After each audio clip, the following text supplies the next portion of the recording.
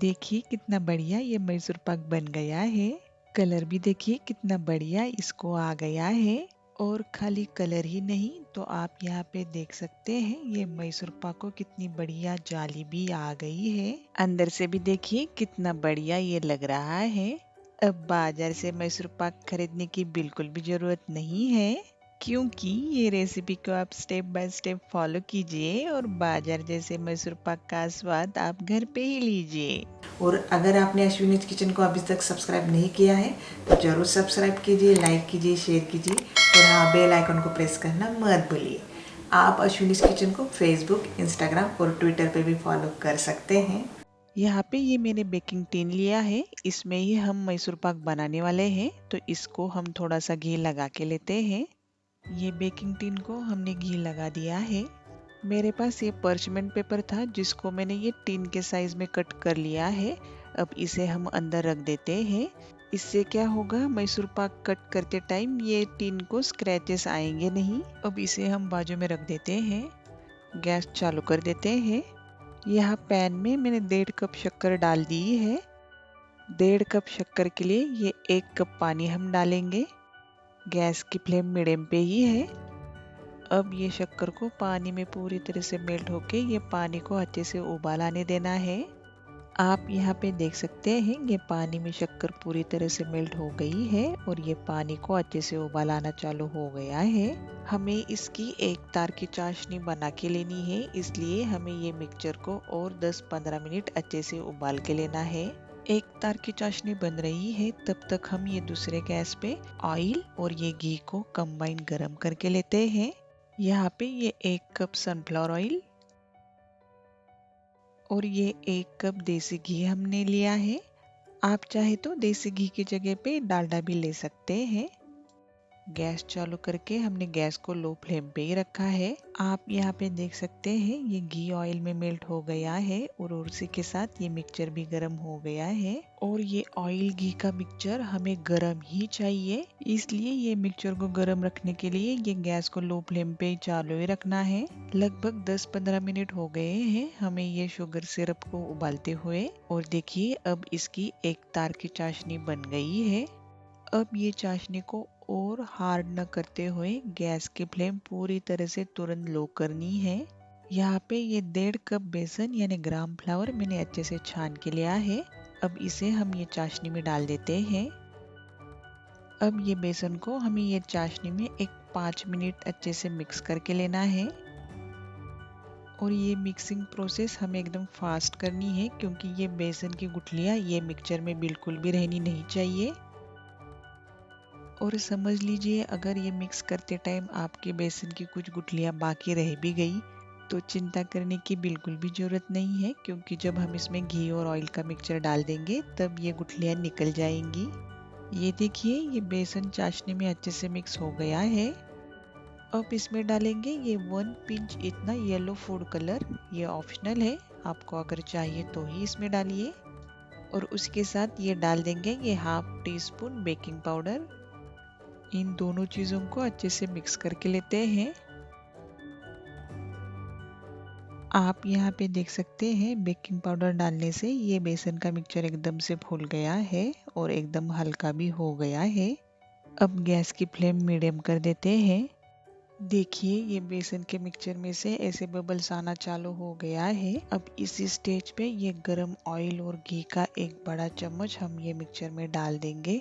अब ये बेसन के मिक्सचर को ये ऑयल घी को पूरी तरह से ऑब्जर्व करने तक हमें अच्छे से हिलाना है। आप यहाँ पे देख सकते हैं ये बेसन के मिक्सचर में ये ऑयल घी का मिक्सचर पूरी तरह से एब्जॉर्ब कर लिया है। अब वापस इसमें ये गरम ऑयल और घी का एक चम्मच डाल देते हैं। अब इसे एक 2-3 मिनट हम अच्छे से मिक्स करके लेंगे। यही सेम प्रोसेस ये बेसन के मिक्सचर को जब तक जाली आती नहीं है तब तक हमें फॉलो करनी है। अब बेसन के मिक्सचर को अगर हमें जाली लानी है तो सबसे इम्पोर्टेंट बात यह है कि गैस की फ्लेम मीडियम पे ही चाहिए और ये घी और ऑयल का मिक्सचर गर्म ही चाहिए, तब भी ये बेसन के मिक्सचर को अच्छे से जाली आती है। एग्जाम्पल के लिए समझ लो गैस की फ्लेम लो है या फिर ये ऑयल घी का मिक्सचर थोड़ा सा ठंडा है। उससे क्या होता है, बेसन के ये मिक्सचर को जाली बिल्कुल भी आती नहीं है और ये बेसन का मिक्सचर खाली ये ऑयल घी के मिक्सचर को एब्जॉर्ब कर लेता है। उससे हमने मेजरमेंट के साथ लिया हुआ ऑयल घी का मिक्सचर खत्म हो ही जाता है और ये बेसन के मिक्सचर का मैसूर पाक अच्छे से बनता भी नहीं है। इसलिए इन सब चीज़ों को ध्यान में रखकर अगर आपने मैसूर पाक बनाया तो आपका मैसूर पाक बिल्कुल भी फेल नहीं होगा। आप यहाँ पे देख सकते हैं ये बेसन के मिक्सचर को जाली आना चालू हो गया है। अब बचा हुआ पूरा ऑयल और घी हम इसमें डाल देते हैं।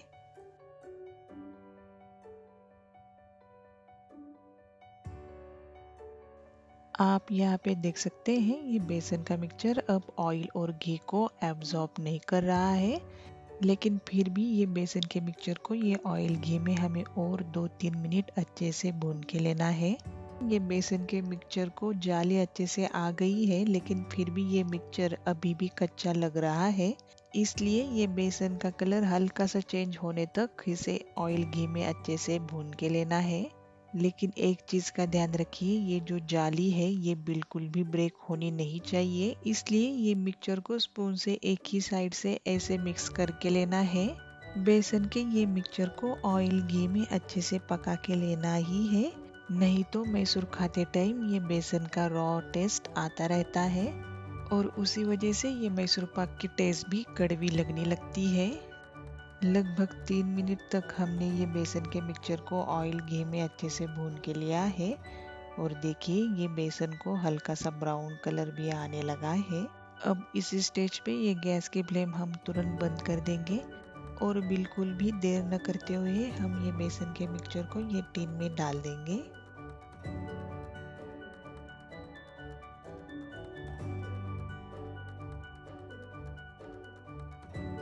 अब ये चम्मच से हम ये बेसन का मिक्सचर एक जैसा स्प्रेड करके लेते हैं।